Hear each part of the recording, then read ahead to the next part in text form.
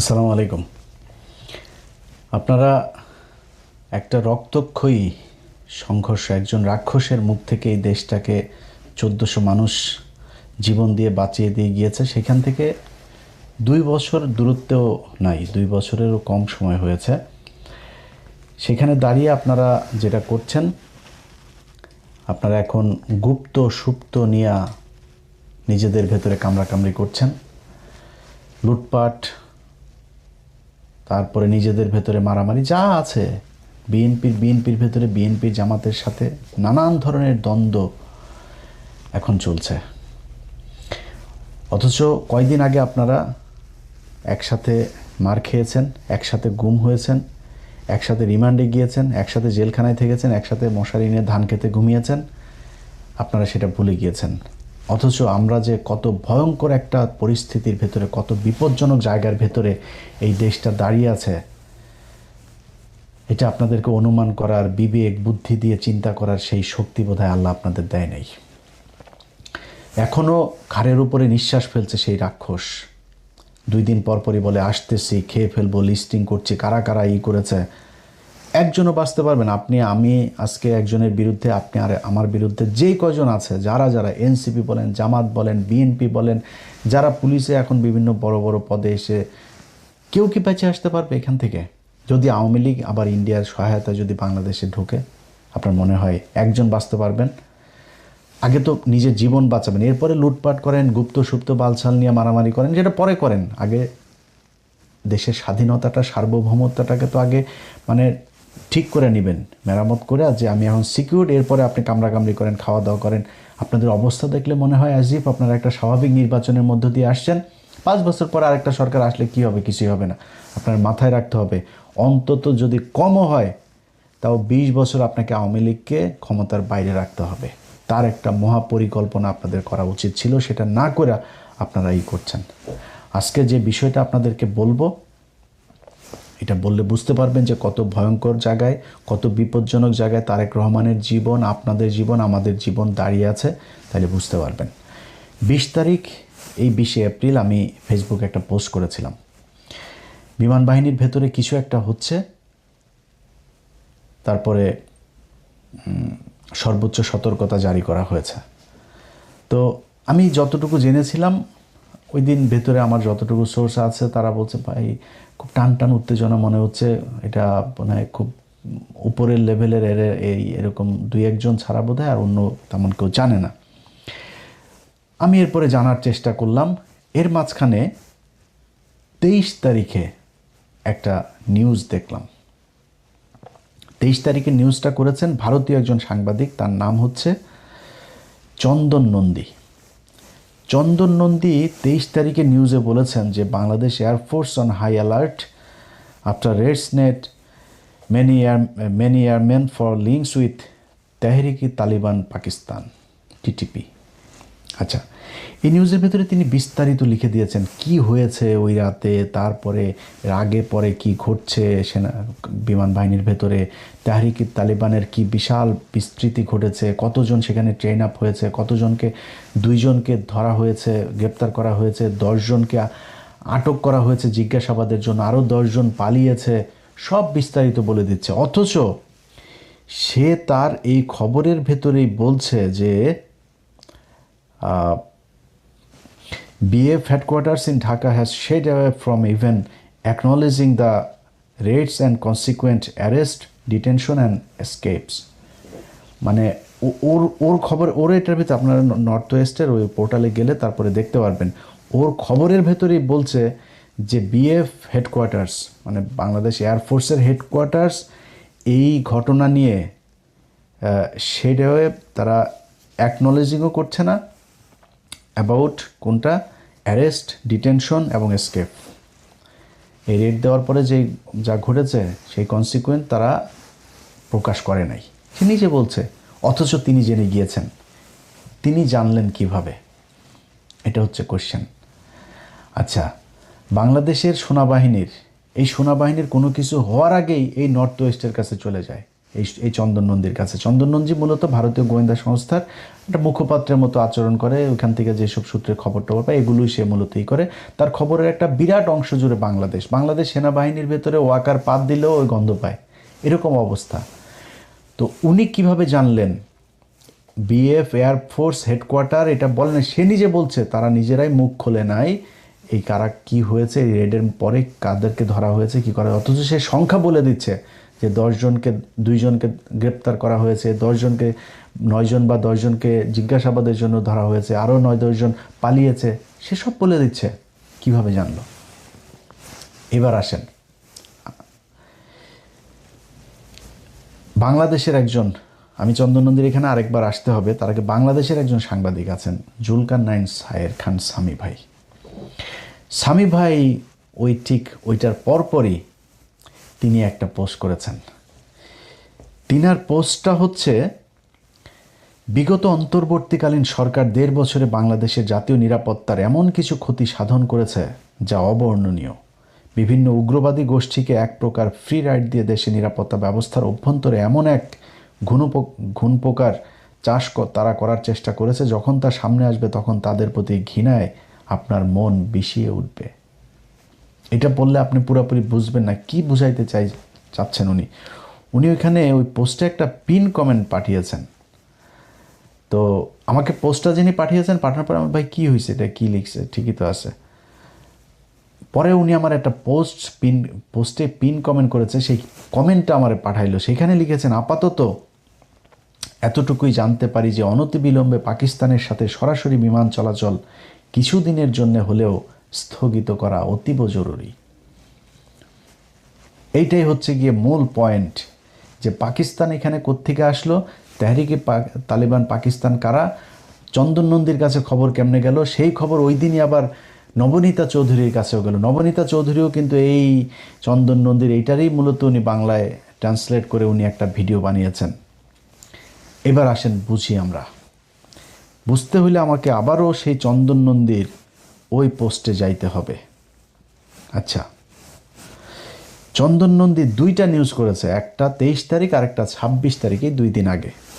আচ্ছা, তিনি একটা কথা বলেছেন যে the information related to the TTP, মানে ওই টেহরিক তালিবান পাকিস্তান, যেটা network among BF personal spread after Pakistani authorities informed Bangladeshi officials. Pakistani authorities মানে হয় গোয়েন্দা সংস্থা বা সরকার বা দূতাবাস, কোনো একটা পক্ষ বাংলাদেশ এয়ারফোর্সকে জানিয়েছে, অফিসিয়ালসদেরকে জানিয়েছে, পাকিস্তানের সরকার জানাইলো। বুঝেন, কিন্তু খুব হিসাব করে বুঝেন। পাকিস্তানের সরকার বাংলাদেশ সরকারকে জানাইলো, তেহরিকি তালিবান পাকিস্তানের লোক তোমার এয়ারফোর্সের ভেতরে আছে, তাদেরকে তাড়াতাড়ি ধরো। আচ্ছা, জুলকারনাইন সামি বলল যে পাকিস্তানের সাথে প্লেন যোগাযোগ তাড়াতাড়ি বন্ধ করো। আচ্ছা, পাকিস্তান থেকে তাহরিকে তালিবানের পাকিস্তানরা তাহলে বাংলাদেশে যে এয়ারপোর্ট এটা বন্ধ করার মানে কি? মানে হচ্ছে যে বন্ধ করলে এই যে ডিরেক্ট ফ্লাইটে তাড়াতাড়ি সব তাহরিকে তালিবান পাকিস্তানের লোকজন বাংলাদেশে আসতেছে, এই জন্য উনি চান তাড়াতাড়ি পাকিস্তানের সাথে বিমান যোগাযোগ বন্ধ হোক। এবার আমরা চলেন বুঝি তেহরিকি তালিবান পাকিস্তান এরা আসলে কারা। এটা বুঝলে আপনি বুঝবেন আসল ঘটনাটা কি। তেহরিকি তালিবান পাকিস্তান কয়েকদিন আগে 2টা ছেলে এদের সাথে গিয়ে যোগ দিয়েছিল, পাকিস্তানের মিলিটারির সাথে যুদ্ধ করেছে। একজনের নাম ফয়সাল, আরেকজনের নাম জুবায়ের। ফয়সাল এবং জুবায়ের দুইজনই বাংলাদেশি নাগরিক, কিন্তু পরে জানা গেল দুইজনই হিন্দু মুসলমান নাম দিয়ে তারপরে তারা সেখানে গিয়ে এদের সাথে যুক্ত হয়েছে। সেটা নিয়ে যদিও এই সরকারের খুব বেশি বিশ্লেষণ এটা নিয়ে আমাদের কোনো কিছু জানানো হয়নি, খুব গোপনীয়ভাবে রাখা হয়েছে। বরং পাকিস্তান যতটুকু সম্ভব তারা সেটাকে প্রচার করেছে, এবং পাকিস্তান মাঝখানে বাংলাদেশের সাথে ভিসা প্রক্রিয়া খুব সহজ করেছিল। এখন কিন্তু ওদের এখানে যাইতে গেলে আবার কয় টাকা ফি দেওয়া একটা বিরাট তৈরি করেছে তারা। তো আমি কিছু রোগী আপনার থাইল্যান্ড, তারপরে চীন, আমার পরিচিত একজন, তারা এরকম পাঠায়। পাকিস্তানেও কিছু রোগী পাঠানো হয়েছে। পাকিস্তানের ট্রিটমেন্টের ব্যবস্থা কিন্তু খুব ভালো, আপনারা খুবই মানে অল্প খরচে খুব ভালো মানের চিকিৎসা পাইতে পারেন। তো আমি কিছু লোকজনকে পাঠিয়েছিও আমার ওই এজেন্সির মাধ্যমে। তো ওরা আমারে বলল যে ভাই এখন ভিসার ইয়েটা একটু কড়াকড়ি করেছে। তো তারা আবার এমবেসির সাথে কথা বলে জানলো যে আমাদের দেশ থেকে জঙ্গি যাচ্ছে পাকিস্তানে, গিয়ে সেখানে পাকিস্তানের ভেতরে অভ্যন্তরীণ এই শৃঙ্খলা নষ্ট করছে। এই তেহরিকি তালিবান পাকিস্তান শ্রীলঙ্কার যে বাসে হামলা হয়েছে সেটার সাথে জড়িত, ক্রিকেট দলের উপরে হামলা হলো না, ওটার সাথে জড়িত। কয়েকদিন আগে পাকিস্তানের নিরাপত্তা বাহিনীর সাথে যে গ্যাঞ্জাম হইলো সেটার সাথে জড়িত। এইটারে বুঝতে হইলে যে তেহরিকি তালিবান পাকিস্তান কেন পাকিস্তানের সাথে লাগে, এটা বুঝতে হইলে এটা কারা, এটা বুঝতে হইলে আপনাকে কয়েকদিন আগে যে আফগানিস্তানের সাথে পাকিস্তানের যুদ্ধ হইল না, আপনারা অনেকেই অবাক হন না যে পাকিস্তান কেন আফগানিস্তানের সাথে, আফগানিস্তানের লোকজনরা এইভাবে ওই পারে বোমা বর্ষণ করে। কারণ হচ্ছে তেহরিকি তালিবান পাকিস্তান, এই টিটিপি হচ্ছে রয়ের তৈরি করা আফগানিস্তানের একটা বাহিনী। তালেবানদেরই একটা অংশ, তারা রয়ের সাথে মিলে মোটা অঙ্কের টাকা দিয়ে এদেরকে আপনার তৈরি করা হয়েছে পাকিস্তানের বিরুদ্ধে যুদ্ধ করার জন্য। এখন ওরা উর্দুতে কথা বলে, ওরা বেলুচ ভাষায় কথা বলে, ওরা দাড়ি টুপিওয়ালা, ওরা পাকিস্তানের মতো দেখতে। ওরা আমেরিকার সাথে আফগানিস্তানের যুদ্ধ শুরুর পর থেকে 20 বছর ধরে প্রায় 10 লক্ষ আফগানি পাকিস্তানিরা জায়গা দিয়েছে, তাদের এখন ওইখানে দোকানপাট আছে, তারা এখানে থাকে খায়, পাকিস্তান তাদেরকে নাগরিকত্ব দিয়েছে, কিচ্ছু বলে না। ওদেরকে দিয়ে পাকিস্তানের বিরুদ্ধে যুদ্ধ করাইতে খুব সুবিধা হয়। এই জন্য এদেরকে ট্রেন আপ করেছে, করে তারপরে তাদের সাথে যুদ্ধ করায়। আপনারা এই পর্যায়ে এইটুকু বুঝেন যে তেহরিকি তালেবান পাকিস্তান টিটিপি হচ্ছে পাকিস্তানের রাষ্ট্রের বিরোধী একটা জঙ্গি সংগঠন। এই যে মাঝে মধ্যে বোমা টোমা ফুটাটাই এরা ফুটায়, এরা ওদের বিরোধী। যেই কারণে পাকিস্তানের সরকার বাংলাদেশ সরকারকে বলেছে যে তোমরা তাড়াতাড়ি তৎপর হও, এই তেহরিকি তালিবান পাকিস্তান এটা রয়ের সংগঠন, এরা তোমাদের ভেতরে ঢুকেছে। এইবার কোশ্চেন হচ্ছে তেহরিকি তালিবান পাকিস্তান বানাইলো পাকিস্তানের সাথে যুদ্ধ করার জন্য পাকিস্তানের ভেতরে, কিন্তু আমাদের দেশে কেন পাঠিয়েছে? এইটা হচ্ছে গিয়ে মূল বিষয়। এইটা বুঝতে পারবেন যে আপনি কত বিপদে আছেন, আপনার তারেক রহমান কত বিপজ্জনক জায়গায় দাঁড়িয়ে আছে, আমার পুরো দেশের সার্বভৌমত্ব কতটা বিপজ্জনক জায়গায় দাঁড়িয়ে আছে। বাংলাদেশের এই এয়ারফোর্সের ভেতরে তাদের এইটা ঢুকানোর পেছনে গেল 6 মাস ধরে তারা কাজ করছে। আপনারা এই ওর আর্টিকেলটা পড়লেই সব দেখতে পারবেন। সেখানে 6 মাসেরও বেশি সময় ধরে তারা কাজ করছে। আপনার জহুরুল ইসলাম যে এয়ারবেজ আছে চিটাগাংয়ে, সেখানে মসজিদের ইমামকে এই তেহরিকি তালিবান পাকিস্তানের একজন এজেন্টকে ঢোকানো হয়েছে, মসজিদের ইমাম সে। এখন বাংলাদেশকে কেন টার্গেট করা হলো সেটা বুঝতে কয়েকদিন আগে ভারতের আরেকজন সাংবাদিক আর একজন সেনাবাহিনীর কর্মকর্তা, রিটায়ার্ড একজন কর্মকর্তা, দুইজন একটা কথা বলেছিল যে তারেক রহমান ভারতের সাথে যে কথা দিয়ে বাংলাদেশে ঢুকেছিল লন্ডন থেকে, সেই কথা তারেক রহমান শুনছেন না। এটা কিন্তু সত্যি কথা। তারেক রহমান ভারতের সাথে তার একটা মিটিং হয়েছে, একটা না একাধিক মিটিং হয়েছে তার, এবং সেখানে সে এই কথাগুলো বলে এসেছে যে হ্যাঁ আমরা তোমার কথা শুনবো। এখন আপনি বলবেন তারেক রহমান কি এই তাহলে খারাপ কাজ করেছে, এটা মানবেন না? তারেক রহমান খারাপ কাজ করে নাই। এর কারণ হলো গিয়া খালেদা জিয়া যখন 111 সরকারের সময় জেলে ছিল, শেখ হাসিনার আগে এই জেনারেল মাসুদ টাসুদ এরা আগে গিয়েছিল খালেদা জিয়ার কাছে যে ম্যাডাম আমরা আপনাকেই চাই ক্ষমতায় আনতে, আমাদের এই 111 সরকারের এই জিনিসগুলো আপনি ইমডিউনিটি দিবেন এবং আমাদের এই জিনিসগুলো মেনে নেবেন। খালেদা জিয়া তো একরোখা মানুষ, এসব দানায় পানায় বুঝে না। বলছে যে তোমার কাজ ক্যান্টনমেন্টে, তুমি এখানে রাজনীতি করতে আসছো কেন? এটা তোমার কাজ, যাও বেরো, একদম স্ট্রেট কার্ড বের করে। এগুলো আপনার এই যে প্রণব মুখার্জির বইতেও লেখা আছে।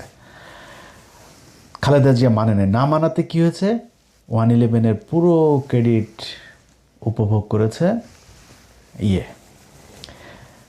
শেখ হাসিনা। সে ক্ষমতায় আসলো, ইন্ডিয়ার কথা শুনলো, শুনে তারপরে খালেদা জিয়া শুনে নাই। খালেদা জিয়া ওই দিন যেটা করতে পারতো, ওদের কথা শুনে ক্ষমতায় এসে তারপরে বিট্রে করতে পারতো। তারেক রহমান ঠিক ওইটাই করেছে আমার বিশ্বাস। তারেক রহমান তাদেরকে বলেছে হ্যাঁ ঠিক আছে আমরা এইভাবে, কী চেয়েছে ভারত চেয়েছে, মানে আমি কেন বলছি যে তারেক রহমান ঠিকটাই করেছে সেটারও প্রমাণ দিচ্ছি আপনারা। ওই সাংবাদিক এবং রিটায়ার্ড অফিসার দুইজনই একটা কথা বলেছিল, তারেক রহমান কয়েকটা জিনিস এই ভারতের কাছে কথা দিয়েছিল। এক, আওয়ামী লীগকে স্বাভাবিক রাজনীতিতে ফিরতে দিতে হবে, শেখ হাসিনাকে ফিরিয়ে নিতে হবে, তাকে আটক করা যাবে না। তারপরে সেভেন সিস্টারের যে বিচ্ছিন্নতাবাদীগুলো আছে এগুলো ভারতের সাথে মিলে একসাথে কাজ করতে হবে তাদেরকে নিশ্চিহ্ন করার জন্য, নির্মূল করার জন্য। এবার বলেন তারেক রহমান সেটা শুনেছে কি না, শুনবে কি না, মানে আমি কেমনে বলবো যে তারেক রহমান ভারতের কথা শুনে নাই, বিট্রে করে নাই? এই সাংবাদিক এবং এই রিটায়ার্ড অফিসারই বলেছে তারেক রহমান ভারতের কথা শুনছে না। এখন শুনছে না কেন, যে আসলেই এটার প্রমাণ কি? 111-এর মাসুদকে ধরা হয়েছে, মামুন খালেদকে ধরা হয়েছে, খালেদ মামুন, এই যে মামুন খালেদ আপনার ডিজিএফআই চিফ ছিল, যে ডিজিএফআই ডিরেক্টর আরেকটারে ধরা হয়েছে, 4-5 জনের ধরা হইলো না? আপনার কি মনে হয় ভারত কোনো দিন তারেক রহমানকে এটাতে সাপোর্ট দিচ্ছে বা তারেক রহমানের এটা মেনে নিচ্ছে? ভারত মেনে নিচ্ছে না, কিন্তু তারেক রহমান সেটা করেছে। আচ্ছা, আইপিএলের খেলা বাংলাদেশে নিষিদ্ধ করেছিল ইউনূস সরকার, তারেক রহমান সেটা বহাল রেখেছে।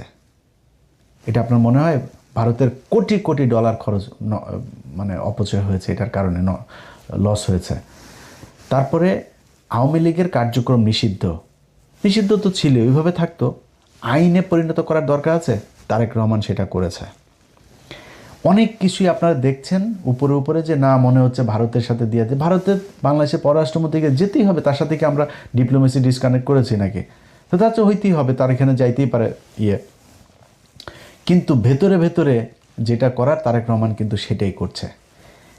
এই কারণেই আমার যে সূত্র, সেই সূত্র আমাকে যেটা জানিয়েছে যে তারেক রহমানকে হত্যা করে তারপরে দেশের ভেতরে একটা অস্থিতিশীল পরিস্থিতি তৈরি করবে, কিন্তু তারপরে সরকার আবার ক্ষমতায় আসবে বিএনপি।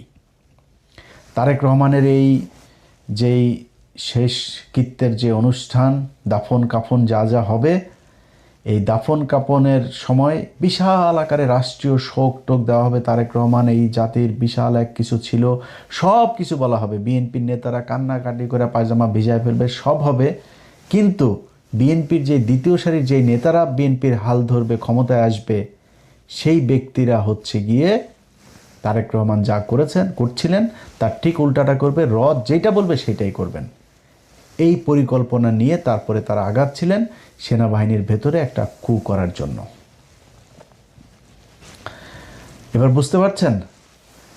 আপনারা পুরো ঘটনার সব যদি নাকি একসাথে মিলানোর পরে দেখতে পারবেন যে তেহরিকি তালিবান পাকিস্তানের টিটিপির সাথে ভারতের যেই যোগসাজেশ, সেইটা দিয়ে তারা পাকিস্তানের সাথে ওই দিকে ফাইট করছে, আর এই দিকেও ভারতের বিরুদ্ধে যারা কাজ করবে তাদেরকে এই করার জন্য এই তেহরিকি তালিবান পাকিস্তান নাম দিয়ে তারপরে করা হয়েছে।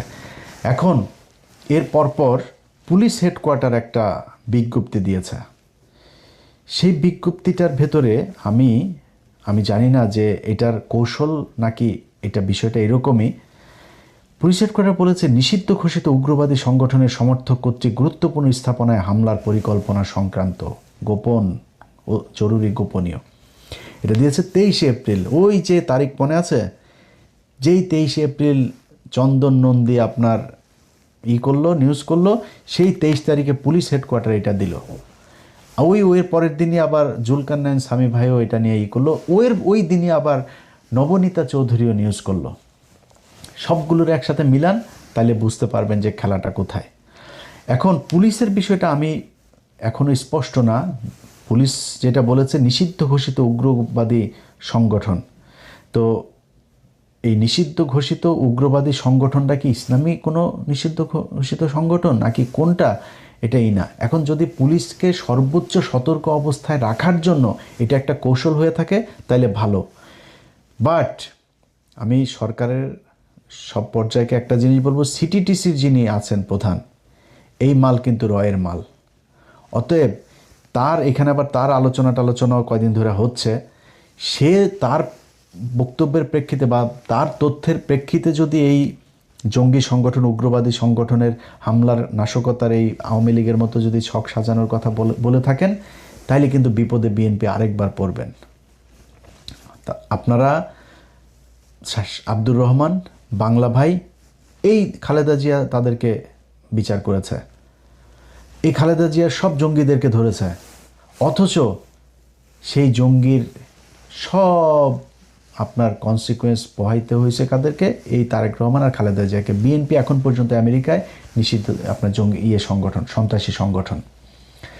তো আপনাদের যদি নাকি এখন এই মুহূর্তে যদি এই জঙ্গিদের নাম দিয়ে যদি আপনারা অভিযান পরিচালনাও করেন, না করে যদি সেইটারে নির্মূলও করেন, এটা যদি অ্যাকনলেজ করেন যে হ্যাঁ আমরা এটা মেনে নিলাম এই দেশে জঙ্গি আছে এবং আমরা জঙ্গি মারছি, এটাও কিন্তু আপনাদের বুমেরাং হবে। মানুষ জানবে, পৃথিবীর অন্য দেশগুলো, বিদেশিরা জানবে যে বাংলাদেশে এই যে এতদিন ভালো ছিল, এখন তারেক রহমান আসার পরে এই যে জঙ্গি আবার বেড়ে গিয়েছে। সো আপনাকে সরাসরি স্বীকার করতে হবে তারেক রহমান যে আপনার শত্রু কারা।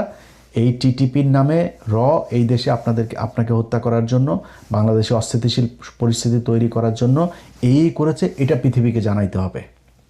যদি আপনি আবারও সেই জঙ্গি খেলা, শেখ আব্দুর রহমান ইসলামের কেউ না, বাংলা ভাই ইসলামের কেউ না, কিন্তু তাদেরকে ইসলামী জঙ্গি সংগঠন হিসাবে আপনি করেছেন। আপনার তখনই কন্ডেম করা উচিত ছিল যে না, এরা মুসলমান, এটা করে না, ইসলাম কোরআন হাদিস এটা বলে নাই কখনোই, এদেরকে আমরা মুসলমান ইসলামী সংগঠন মনে করি না। আজকে তেহরিকে তালেবান পাকিস্তানের আপনি ইসলামী সংগঠন মনে করবেন? যারা প্রতিদিন পাকিস্তানে এইখানে ওইখানে বোমাবাজি করে, পাকিস্তানের সাথে যারা মারামারি করে, যারা পাকিস্তান আফগানিস্তান দুইটা দেশের ভেতরে এরকম যুদ্ধ বাঁধিয়ে দিয়েছে, তাদেরকে আপনি মুসলমান মনে করবেন? এরা মুসলমান না। আমাদের দেশে যারা এই তাহরিকে তালেবান পাকিস্তানের নামে যারা করছে, এরাও মুসলমান হইতে পারে না। এটা আপনাকে সরাসরি বলতে হবে যে যুদ্ধ যদি করেন, সেই 10 ট্রাক অস্ত্র মামলার দিন যারা কিনা, যেই পুলিশের সার্জেন্ট হোক, টিআই হোক আর যেই হোক, এই অস্ত্র যারা ধরেছিল, সেই অস্ত্র তাদেরকে নাই করে দেওয়া উচিত ছিল। নামার পরে আপনি ঘুমটা দিয়ে লাভ নাই, তাদেরকে নাই করে দেওয়া উচিত ছিল। আপনি ধরার পরে সারা পৃথিবী জেনেছে যে 10 টাকা অস্ত্র মামলা উলফার কাছে যাচ্ছে, মানুষ জানে কোথায় যাচ্ছে, কি হয়েছে, কি হচ্ছে।